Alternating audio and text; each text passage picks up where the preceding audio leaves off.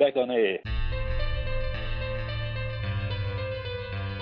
Welcome back to Once Upon a Time in the Ashes, the podcast that celebrates the one Ashes Test wonders.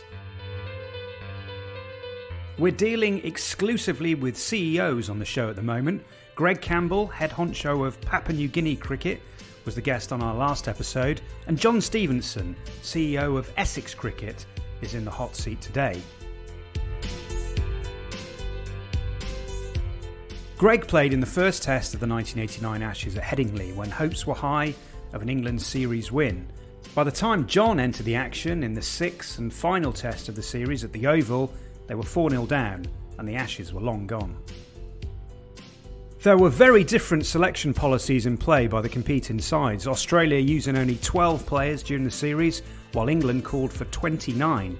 And before we hear John Stephenson's story, we're going to pay tribute to the 29th, who joined John in the ranks for that Oval test. When I started this series, there were 45 players still alive who had played in only one Ashes test. But the tragic and untimely passing of Alan Igglesden in November 2021 reduced this number by one. I still wanted to hear and share Alan's story and legacy, and so I'm very pleased to say that Alan's brother Kevin agreed to speak to me and admirably fulfilled these duties. He started by telling me about Alan's early playing days.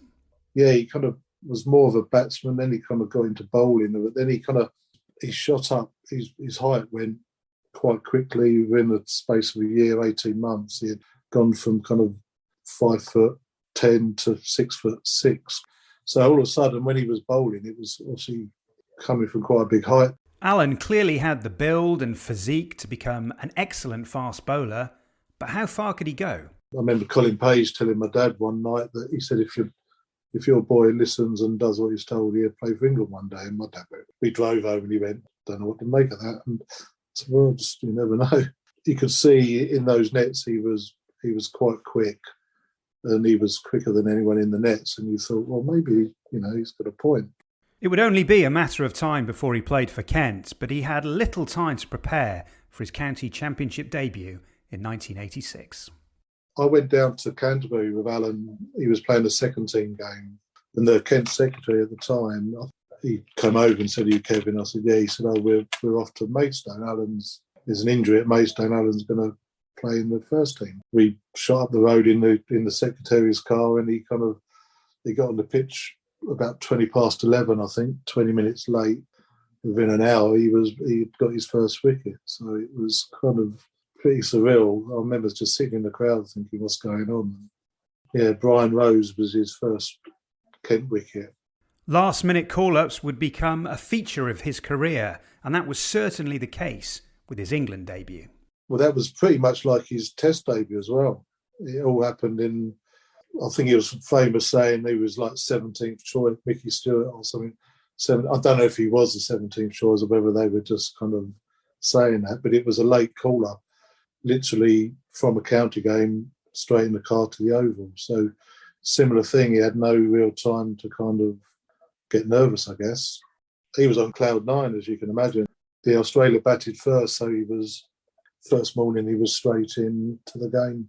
England first wicket was caught Alan bowled Gladstone. I can't remember the opening bat, but Jeff Marsh. Then the next wicket was Mark Taylor. So we had a hand in the first two wickets, yeah. And Mark Taylor that summer was pretty much scoring runs for fun, so it was a good first wicket. Yeah, and he was obviously chuffed to bits. Second wicket, yeah, Steve Waugh, and then second innings he got Marsh, I think. Yeah, I've got a video of that. It looked quite a sharp ball. I think obviously the Oval was a quick wicket then, and yeah, it looked like he'd done him for a bit of pace, which was quite good. I don't think he disgraced himself. He kind of. I've got about a 20-minute video of the game, and he kind of, bowled some really good balls to Border. He squared Border up a few times, and I think he got caught behind, which wasn't given as well. Yeah, I think he was quite pleased. Obviously, the biggest crowd he had played in front of. Alan should never really have been a one Ashes Test wonder. When the next home series against Australia came along in 1993, he was very much part of the selectors' thinking. That was a disaster, actually. I think that was the Shane Warne ball of the century. It was that series.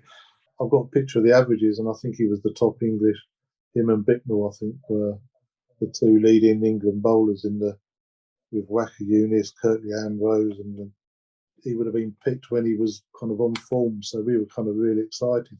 I spoke to Steve Marsh, the Kent keeper, and he said 4 or 5 balls and over, they couldn't lay a bat on him. So we were thinking, no, this is really good. And then the night before the game, he was picked to play. He knew he was playing. It rained at Old Trafford, and I think Gucci was captain, and they had an indoor football match. And he'd done his groin playing football the night before. Yeah, he was just devastated because he knew he was playing. He knew he was bowling well. I think he got picked for the first 3 or 4 test matches all that summer, but he just wasn't fit. Yeah, I remember sitting at work and I actually cried. I went to the toilet, I heard it on the news, and he was always kind of upbeat because he always had niggles, and well, bowlers always do. But he was kind of upbeat and thought, I'll be fit for the next one, and it doesn't matter. To me, I thought it was the end of the world. But that injury-ravaged season didn't end his international chances, and he was selected for the winter tour to the West Indies. But yeah, that was pleasing because he was picked for the first 3 matches, never played, and they still kind of wanted him to go in that winter. So they obviously kind of thought quite highly of him at that time. He loved that tour, yeah, really good time. And I think that was Athers' first one as captain as a tour. And they kind of took a bit of a gamble, took, youngsters, and spoke to Mike Atherton, and he said he was one of his favourite tours. Everyone got on, and it was really good, good team spirit up against a good West Indian side. Alan played in the first 2 Test matches, both convincing wins for the West Indies, and in all 4 ODIs. Kevin arrived in time for the 4th Test at Barbados, and although Alan wasn't in the starting 11, it was the scene of a rare England win, largely thanks to Alex Stewart's century in both innings. But for Kevin, it would prove to be the best of times and the costliest of times. The nightmare was the hotel. I got done over on the hotel. It cost me $10,000. I stayed at Sandy Lane. Knew this guy who claimed to sell holidays to the rich and famous. And when they cancel, he still has the hotel room. At the time, we paid £500 to go to Barbados for 10 days. We turned up there, didn't know, and it was White Rolls Royce picked us up from the airport, Sandy Lane. So we just thought, well, this is quite nice. Didn't think any more of it, and had 10 days there, all inclusive. And I think Ramper Cash came down there one day, and because it was a nicer hotel than where they were staying. I think there was a Queen and Duke of Edinburgh picture in the hallway, signed photo. They stayed there. Got to the morning of the checkout, and the bedside phone was flashing. Picked it up and said, "Oh, can you come to reception? There's a problem with your bill." And I said, "Well, shouldn't be because we've already paid." He went, "No, nothing's been paid." So we went out there, and it was like $10,000 for the bill, and we go, "Well, we haven't got it." Yeah, that was a bit of a. One of the guys I was with, he paid it on his American Express card. We kind of got out, and then I remember being in the News of the World. There was a reporter for the Today newspaper. He used to live in West Ham. He said, "I can try and sell the story if you kind of try and get some money." Cricket hero's brother in kind of holiday scam or something. I think I got 200 quid. It went a little way to but yeah, that was the nightmare. I mean, it was a brilliant experience out there, but yeah, expensive. That tour would prove to be Alan's final one for England, and after a few more seasons for Kent, his health began to take a turn for the worse. 98 was his testimonial, and then he was released that year, yeah. He played minor counties for Berkshire, and that's when he had his first kind of funny turn. Had like a little mini stroke in the changing room, I think, at Berkshire. So yeah, that was the end of his cricket. So 1999. A week or so later, he had a fit in his sleep. As soon as you have a fit, you have to have a brain scan. And yeah, it showed this tumour. And it was smack in the centre of his head, so they couldn't remove it. Went in for a biopsy, and it wasn't a fast-growing one. Although it was quite big, they had it under control for quite a long time. They got a feeling it was such a slow-growing one. So he could have had it when he was playing. I think for his type of tumour, he's one of the longest survivors in the country, I think. They did say life expectancy of 10 years, and that was 1999. He did have a major turn where it doubled in size, and we thought, that's it, that's the 10 years. So they kind of, in Sheffield, they said we've got no option now to operate, which they did, but his short-term memory went. His long-term memory was still pretty good. And it was only up until the last 4 or 5 years he had a reasonable quality of life. It was just the succession of strokes was just kind of taking a bit away every time. So I don't know how he done it. I mean, he obviously very mentally strong. He just thought he would beat it. His daughter's 9 now, so that obviously kept him going as well, I think. Alan passed away on the 1st of November 2021, and as you'd expect, the cricketing community was quick to rally round. He was well looked after by the PCA. They put in a chairlift for him. Graham Gooch, through his foundation, donated a mobility scooter, which was really, really nice of him. He had a good day out. During lockdown, Kent took him to Headingley. It was all behind closed doors, but they opened a box. So I think it was Martin McKay, Dean Headley, Richard Ellison, Matthew Fleming, Steve Marsh, took Alan in his wheelchair into the box. And I think Kent made a little presentation for him, but it was all kind of hush-hush because it was in lockdown. So he was well looked after, and Kent were very good with paying for the funeral and stuff through their foundation, which was nice. And no one has been more supportive than Phil Tufnell. Tuffers he's been brilliant. They obviously played against each other, but they came really close in the Caribbean and stayed really good mates. And he comes to all the golf days and does whatever he can. And Alan was best man at his wedding. He said it was embarrassing, but he said he was trying to do a speech and there's people like Jonathan Ross there and people like that. And he said, you're trying to make people laugh when, there's comedians and all that. Since Alan's death, Kevin and the family have set up Iggy's Fund as a lasting legacy of Alan and to raise funds for brain tumour research. We've raised about over 300,000 for brain tumour just through golf, cricket matches, dances and stuff. And obviously since Alan passed away, we thought, well, what should we do? And then we thought, we'd set a charity up, carry on the legacy and stuff. It's quite expensive, but we're doing it properly, getting a charity number. And the first year, we're going to try and aim to get about 20,000 to buy a piece of machinery for brain tumour research. That's kind of our first goal. And then after that, as a committee, we decide where the money's going to go. But it could be that we could sponsor a young cricketer. We've got links with Cape Town still. He played in the township in Cape Town, very underprivileged. So it could be we could support a club or a player, a young cricketer from there. There's talk of us funding a student nurse who's looking into research into brain tumours. So there's lots going on.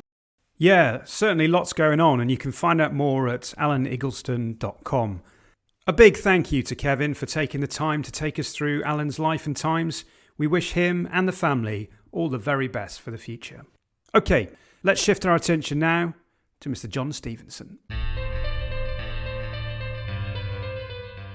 John Stephenson was an opening batsman and medium-pace bowler for Essex, Hampshire and England. He made 14,773 first-class runs with 2,500s and 78 50s and took 396 first-class wickets at 32.55. He played his one test for England against Australia at the Oval in 1989. John, welcome to Once Upon a Time in the Ashes.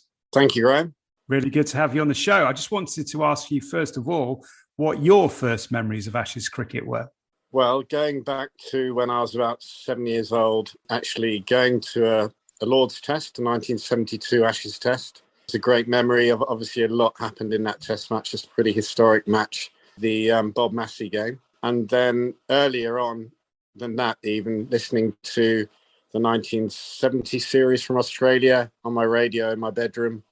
At the age of 5 even. So, yeah, I mean, from a very early age, I was massively into Ashes cricket. And who were the names that really inspired you? Who were your kind of cricketing heroes when you were growing up? Well, then in those days, it was players like John Edrich, Tony Greig, Ray Illingworth, John Snow and Alan Knott, Keith Fletcher. Those sort of players really, really resonated with me.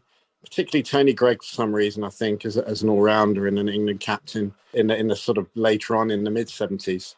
Yeah, well, if you don't mind, we'll just have a look at your formative years at Essex. So could you just start by telling us how the opportunity with Essex arose? Well, when I was at school, Essex had a link, a very strong link actually, with Felsted. They used to come and play a pre-season friendly at Felsted every April, which was really exciting for all of us. They used to bring an Essex first team. And then I kind of got picked up. They started to hear about me with what I was doing at Felsted. And I was invited to winter nets at Essex.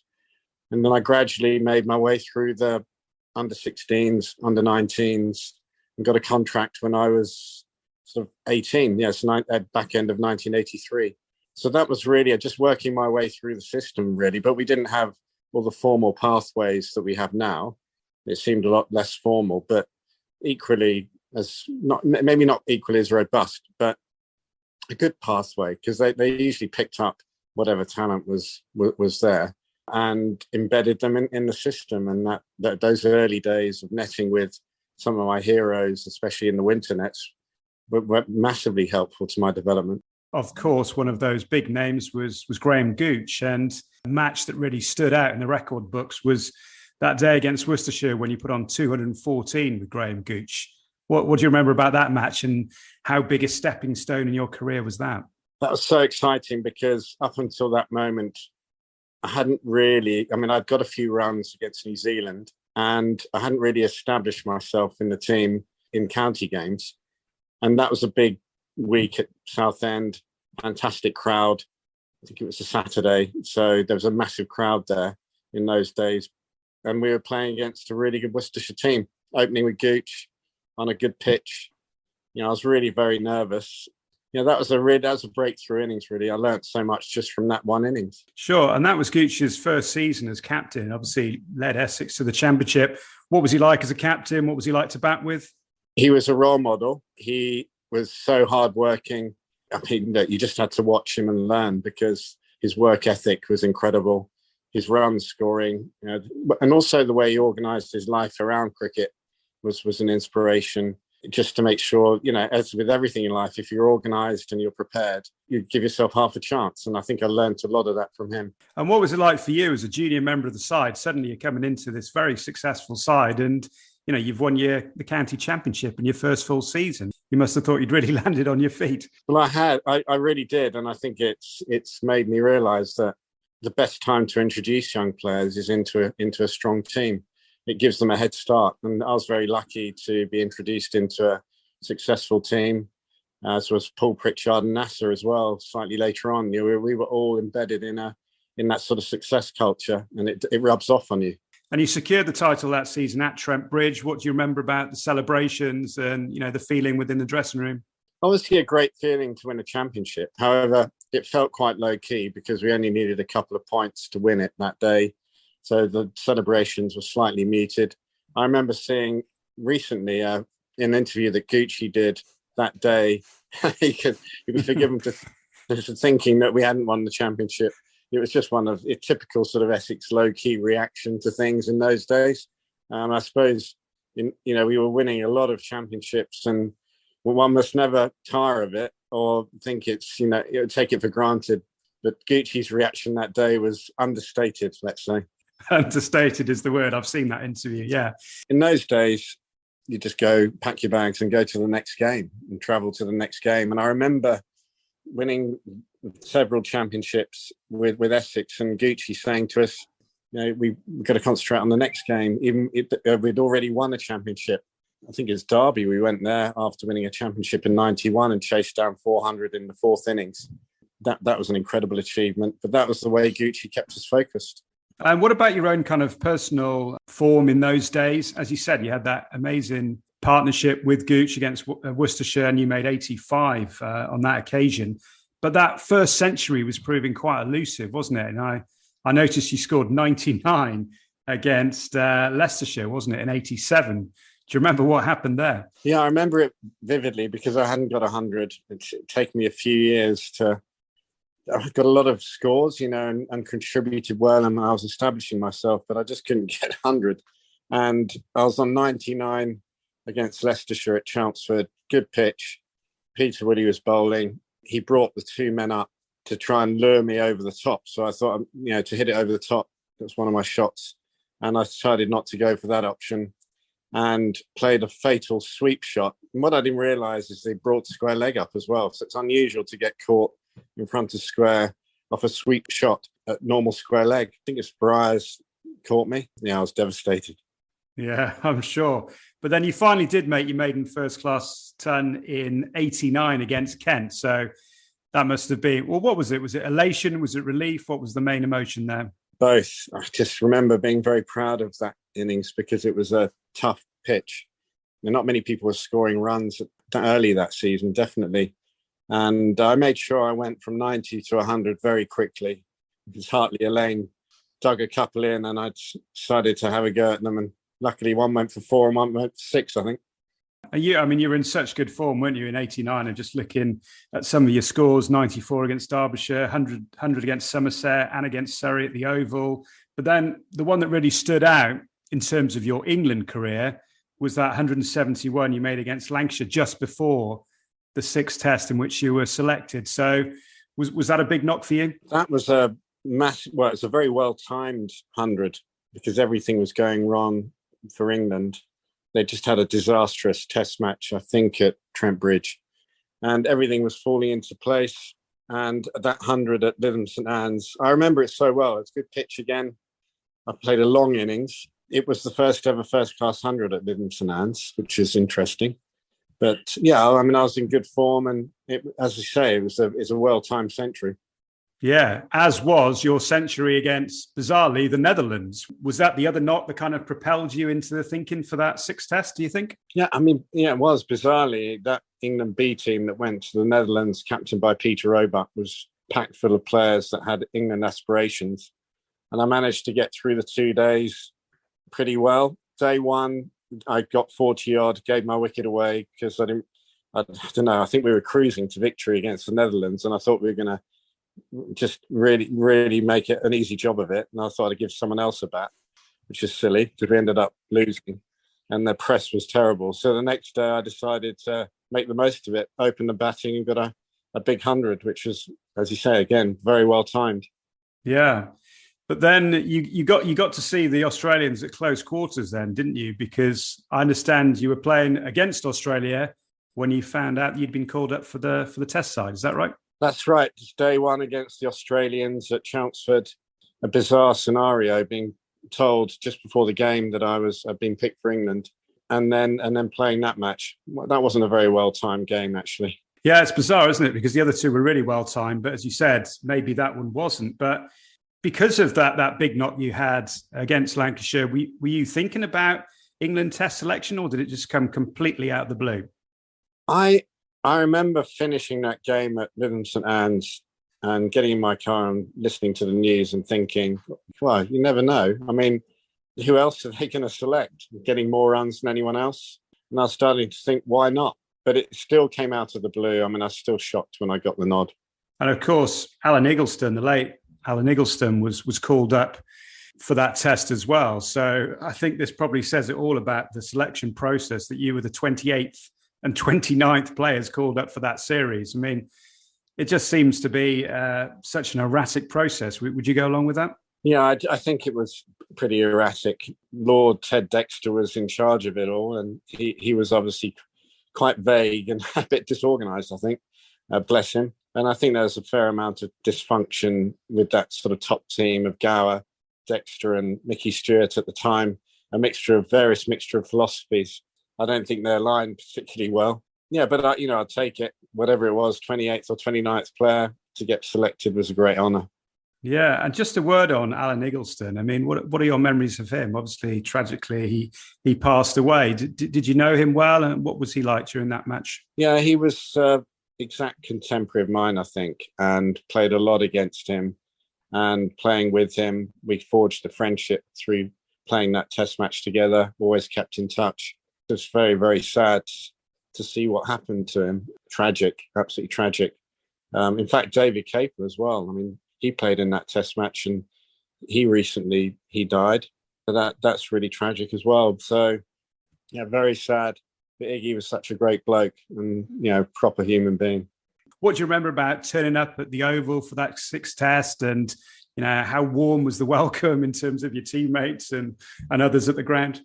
I mean, it's bizarre because in those days we had a 2-hour net on the Wednesday afternoon, and that was it. And I remember waiting so long for this day to come, and then I couldn't find my way to the Oval in my clapped out old banger. Got there late, which was a nightmare, and bumped into Ted Dexter. He didn't recognise me and sent me into the wrong dressing room because he thought I was a net bowler. So I had to introduce myself. It was strange. I mean, even though there's a lot of media there, and I saw some footage recently of us having a fielding practice the day before the game. Not much preparation, definitely not much of a team meeting, because David Gower really didn't want to have a detailed team meeting the day before the game. Mickey Stewart did initiate something, but then David Gower cut it short and said, look, Mickey, we just need to hit the top of off and bat well. What else can we do? So it wasn't much preparation. The other extraordinary thing about that first morning was that you were all set to have a bat, weren't you? And stride out to the middle. Yeah, that first morning, it was a beautiful day, very hot, dry, pitch looked fantastic, and I was ready to bat. The announcer, the PA announcer, announced that England had won the toss and elected to bat. So I got all my gear on. I was ready to go. I got ready far too early, so it's about 20 to 11. But I thought I'd just get ready, start myself up. And then once I was completely ready to go, another announcement came through the tannoy saying, sorry, it's been a mistake. Australia have won the toss and are batting, so I had to take all my gear off. So how does it feel then going out to the middle, knowing, I mean, Australia obviously were utterly dominant with a bat that year and they racked up another huge total. So yeah, what was it like fielding when they were doing so well? I remember it was exhausting because the Oval was massive in those days. The boundaries were huge. Australia was so dominant. And I remember this overwhelming feeling of fatigue. I never felt it before the evening of that first day. And I didn't bowl. I was just fielding, running around like mad. A lot of pressure. You don't want to make a fool of yourself in front of the crowd and the cameras. I think that's what it is, that extra pressure of that scrutiny. It really got to me, actually. But when you finally did have a bat, that was on the evening of the second day, wasn't it? In pretty poor batting conditions. But you managed to come through that mini session, didn't you? Yeah, I did. It was dark. Alderman and Lawson were bowling. Gucci got out, LBW. But I managed to survive and get through to the morning of day 3. So you go to bed that night, surely dreaming of maybe something spectacular, maybe a 50, maybe even 100 on debut for England. Is that what you were thinking as your head hit the pillow? I try my best to think positively, and I didn't get much sleep. So I was just thinking about batting, and there'd been some overnight rain as to the outfield has slowed down. If you look back at the footage, as I walked out on that third morning with Michael Atherton, Richie Benaud said this could be the future of England's batting. So he got it half right anyway. Yeah, a real sliding doors moment. And do you often think about that, the trajectory of Michael Atherton's career compared to yours? I think about the sliding doors moments that take you to success and failure. Michael Atherton was obviously a class act and proved himself. I feel that I could have played more. However, it wasn't to be. And Michael Atherton went on and played 100 tests. So that's life. But I was actually really proud of the way I played that morning because there were wickets falling around me. It looked like it was going to be a terrible England collapse again. And I put on 50 odd with David Gower, I think, as well. And I felt really good. I thought, I'm in here. I've done all the hard work, batted for over 2 hours. That's the mindset that year, is that they'd have to bowl a really good ball to get me out. And I felt that I was in that zone then. And I was really looking forward to the leg spinner coming on as well. I never got to that moment, but I felt good out there. It was difficult to score quickly because their bowling attack was just so, didn't give you anything to hit. And Terry Alderman was just bowling beautifully. And but I felt that I'd met that challenge quite well up until the moment I got out.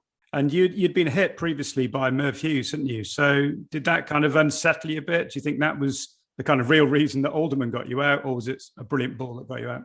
Yeah, it's interesting because I think back at this a lot because Merv and I were good mates. You know, we played a lot together. He was having a go at me in good, you know, in a good way. Then he came around the wicket at me and decided to bowl a few bouncers. I thought, bring it on, Merv, that's fine. But this one leapt off a length, really, caught me by surprise and hit me on the back of my right wrist. Bizarre place to get hit. Yeah, really. I mean, this big purple dome just appeared on my wrist. And the physio came on. It must have been 10 minutes before lunch. Bernie Thomas, he said, you got to come off, you know, just come and get it sorted out. You can't bat with that. And I said, oh, no, I can just make it through to lunch. I think I can hold my bat. It's fine. I wanted to be a hero, idiot. And then the next ball, I managed to get off strike. He bowled me one on my hips and I just glided it down to long leg. I thought, okay, this is fine. Because I think there's only one over left before lunch because of the delay in play while he looked at my wrist. And then I thought, oh, God, that's it. This should be lunch now. And then Terry Alderman had been off the pitch because he had suffered some sort of respiratory problem. Anyway, he ran back onto the pitch for that last over, and Dickie Bird said, okay, let's have one more over before lunch. And I was down Terry Alderman's end to face him. I thought, okay, this is okay. I'll get through this. And they brought in Steve Waugh, slip. He wasn't there before that ball. They brought him in. And this ball's just, I don't know, I can't explain it. I thought it was coming in at me, and I thought I've just got to just play it to the back foot, and I parried at it, and I edged it straight to Steve Waugh. Don't know why I did it. It might have been something to do with my wrist. I was kicking myself because I could have easily come off retired hurt at that moment before, but I wasn't that sort of person. I wasn't that sort of player. I was quite renowned for taking blows and continuing and just battling it out. And that's just my mentality. But the rest is history, really, as they say. The next tour was the one to the West Indies, wasn't it, in the winter, which you didn't get selected for. So that begs the question, what would you have had to have done in that match to get selected? I wonder if you'd got 50, they would have selected you, or would it have had to be in 100? These are the sorts of things I guess we'll never know. But you went on the A tour, didn't you, to Zimbabwe. So did that at least make you think, well, I'm still in the reckoning here. I might not be on the main tour, but at least I'm part of the setup, as it were.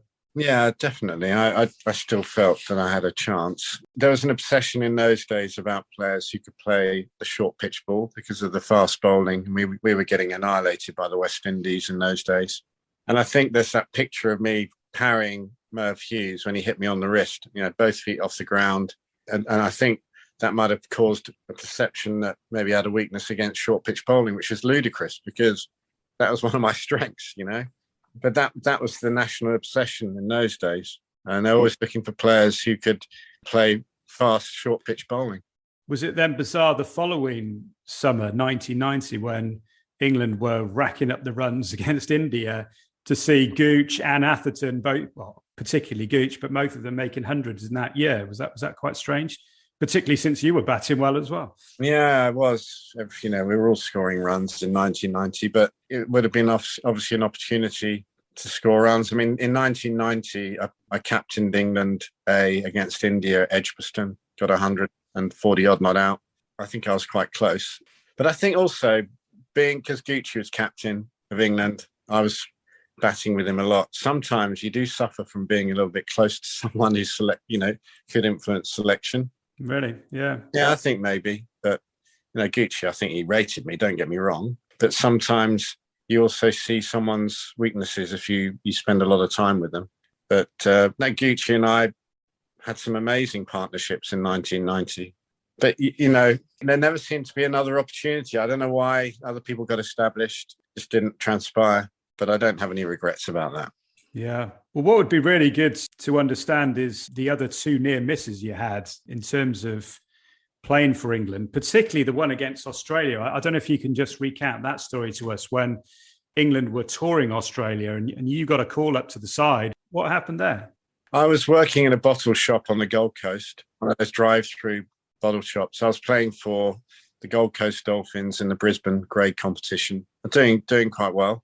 And Mickey Stewart somehow managed to contact me on one of my shifts. He said, you've got to get up to Brisbane Grammar. We've got a couple of injuries. Alex Stewart and Alan Lamb are injured.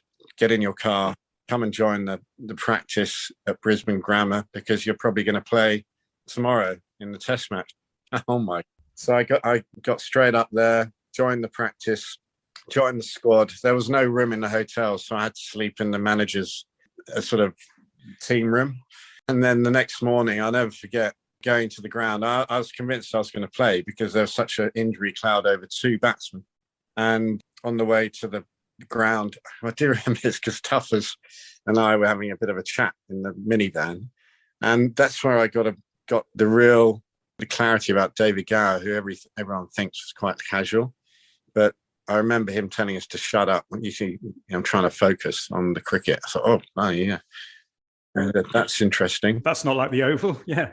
No, I know. But that morning, I was going through the normal rituals one does when you're getting ready to play a test match. But there was a lot of uncertainty. So I was kind of trying to get myself ready, but also help the team get ready with slip catching and hitting catches. And because I was really uncertain as to what was happening. And they didn't make a decision until 20 minutes before the game. So I was thinking, oh, am I playing? And then eventually I was sort of tapped on the shoulder and said that Alec and Lammy think they're fit. So you're going to be 12th man. So that was quite a moment, actually. Do you think they were fit? I think they were. I think Lammy, I remember Lammy getting caught cutting the spinner, Greg Matthews. I think because Gucci was injured, wasn't he? Gucci was injured, yeah. He got that cut, didn't he? That became infected, I think.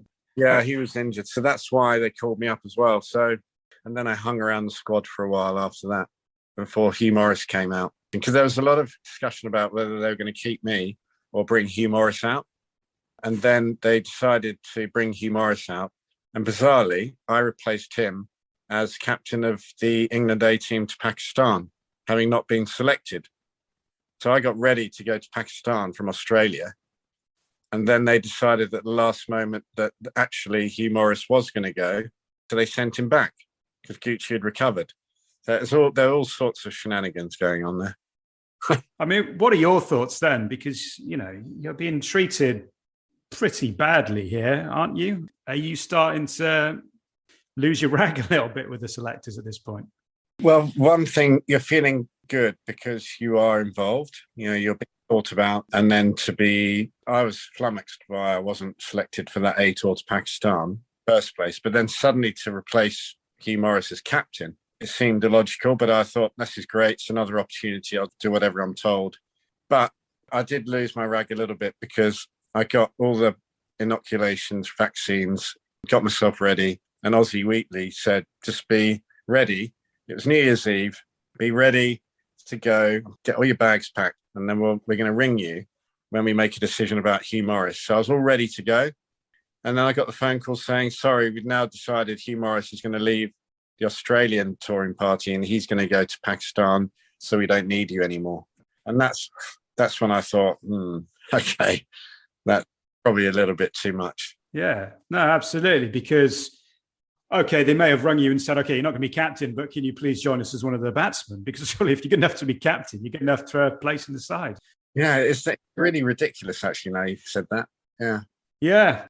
I mean, you carried on playing for, as I said, you're out in Australia then, but when you came back to the UK, you carried on playing for Essex, carried on scoring runs, and that continued to be a very successful time for Essex, didn't it? Yes, it did. Yeah, those years from 1990 to 92, we were a really good team, winning championships, if not winning, coming second. Why were you such a good side? Was it just because of the calibre of players, or was there something else? Essex have managed it really well. They've managed to bring, as I say, the young players and recruit good overseas players into successful teams. And there was a good transition and handover from the former legends to the new crop. And then there are people like Pringle and Foster who straddled both eras. And obviously Fletcher and Gucci were always around to mentor and guide Essex through everything. And we just knew how to win matches. We had a formula of winning festival weeks. We'd get a couple of victories at Ilford, Southend, Colchester, gave us momentum. We just found a way of winning, found a way of scoring runs, enough runs in a match to win matches. And then back to England, the other near miss was, we get up to 1994 now, and there was the potential for you to play against New Zealand. Yeah, so what happened was in 94, I was bowling a lot by this stage, a lot more than I had been. And there was this whole thing about Headingley, getting right bowlers for Headingley. They didn't really have an all-rounder. I'd been bowling well, getting wickets as well as scoring a few runs. And then Craig White had started appearing on the scene as well. Totally different cricketer to me. I mean, he was a fast bowler who batted down the order. I was a medium-pace bowler. He got wickets in certain conditions, but batted up the order. So what I didn't know is that that first test against New Zealand at Headingley, they'd selected me, but then they haven't told me. But then I'd broken my thumb. Literally, maybe the day they'd done it, they'd selected the team. I broke my thumb in the nets. Michael Kasparovich hit me on the thumb. I couldn't play. So they never told me this. But later on that year, I went to South Africa. It was the year after, actually. And Fred Titmus was at a party in Constantia. And he told me he was on that selection panel and that I'd been picked. Well, that's the first I'd heard of it. No one ever told me that. And I know Ray Illingworth was a great fan of mine for some reason. Don't ask me why. And he wanted me picked and he was involved at that stage. So, yeah, that was interesting. Yeah. More so than almost any of the other people I've spoken to this podcast. There do seem to be a series of cruel jokes being played on you. You know, if you didn't know any better. I don't know. How did you feel that the luck just wasn't with you at certain points when you needed it? Yeah, I'm not a great believer in that. But I suppose when I reflect on it, you know, we had a few unfortunate bits of luck. But I think at the end of the day, Graham, if you're good enough, you play a lot of test matches for England. I think if I'd been given more of a chance, I could have given it a really good go. And it's all about being managed well as well, isn't it? And that being given the confidence to do well and get given a run in the team, which I never had. But there again, you know, maybe I didn't quite do well enough at the right times. There was a moment in 92 when I was doing really well where I thought I should have been picked. Mark Waugh said, I remember Mark Waugh saying to me, because I'd had a miraculous game at Taunton, and he said, geez, they've got to pick him now. You know, I remember him saying that. That was quite funny. There are moments like that I remember. And then I guess the next question is, since you retired from cricket, then you worked for the MCC for a long time, now you're CEO of Essex Cricket. Did those experiences at the hands of selectors, did they feed into your kind of mentality for your administration and coaching roles? Definitely, because anything in life you learn from experience, and I'm particularly sensitive to all those areas about making sure players are well looked after, communication is clear, and there's training and development and good pastoral care for players and staff, actually, not just players. I'm passionate about that, training and development especially. So all those things that were lacking on a formal basis when I was playing, I'm very keen on. In my era, the development and training and nurturing was really your players and your colleagues, learning on the field and being reliant on your teammates. Now, you know, obviously got a close relationship with your teammates. It's really important that culture's good, but you know, you're heavily reliant on your coach, your mentors, your sports psychologist, you know, your support staff.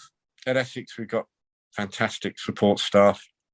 At MCC, we did as well through our MCC Young Cricketer scheme, which I really was passionate about, and the MCC University scheme as well that was up and running in those days. So anything that helps player development, I'm passionate about. Yeah. And what would you say was more challenging? Obviously, now you're CEO Essex. Is it more challenging in that kind of role or when you were back playing?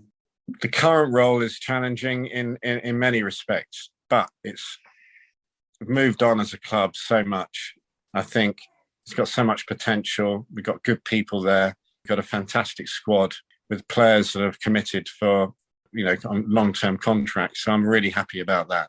So Essex as a club has definitely moved on, and we've got good systems in place to ensure long-term success, I think, as well as running the business and everything around that. Having a little bit of input into the cricket as well has been, well, it's been great. I've really enjoyed it. And we've thoroughly enjoyed having John on the show. Our one Ashes Test wonders have frequently been at the mercy of the whims and fancies of the selectors. Fred Rumsey and Pat Pocock immediately spring to mind, and John Stephenson can certainly be added to that list.